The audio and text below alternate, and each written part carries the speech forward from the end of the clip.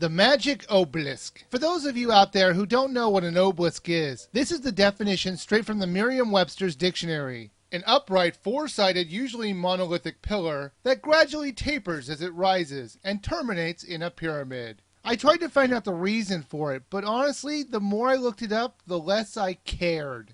The game is about Lucas, a tree spirit who can only travel out into the world by staying in the shade. If he ventures out into the sunlight for even 1 second, he'll lose some energy and will be zapped back to the last checkpoint. If this happens 5 times in a level, your character will instantly turn into a tree and it's game over. To help you out, you have a spirit friend named Popo. He can use the obelisks that are lying around to create shadows for you to travel on. There is, of course, one huge problem with the whole setup of the entire game, and that is one that the littlest reviewer actually noticed before me. He turned to me while I was playing the game, and he looked at me confused, and he said, "Why doesn't he just go out at night?" I just laughed and said, "You know what? You're right. That would make sense."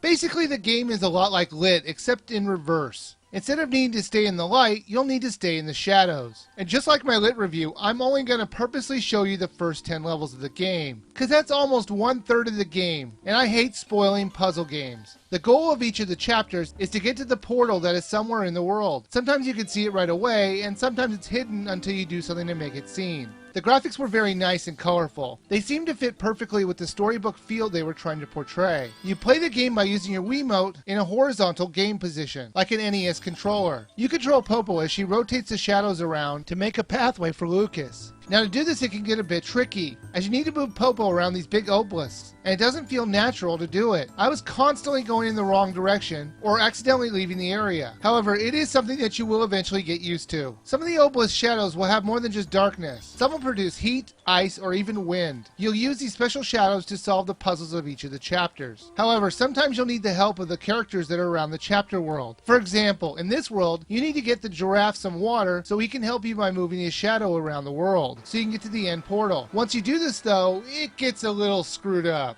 After you finish his quest, he wishes for you to be his friend, and when you become a tree, he wants you to be near him. Isn't that sweet? Or at least you would think it would be. But you know what? I've been to a zoo before, giraffe, and I know what they eat. Leaves from trees. The giraffe wants to eat me. Oh, I'm sure you want me to be near you, so you can eat me, you long-necked freak.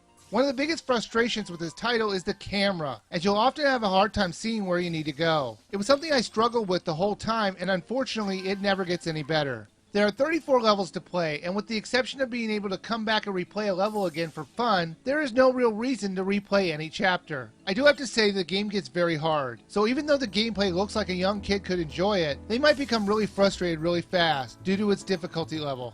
The Magic Obelisk is a fun little game. However, the feature that I found most appealing about the title is the price. It's only 500 Wii points. That is an insane bargain for the gameplay you get. Normally titles like this go for at least 1,000 Wii points. So at that great price, how can I possibly say it's not worth a buy?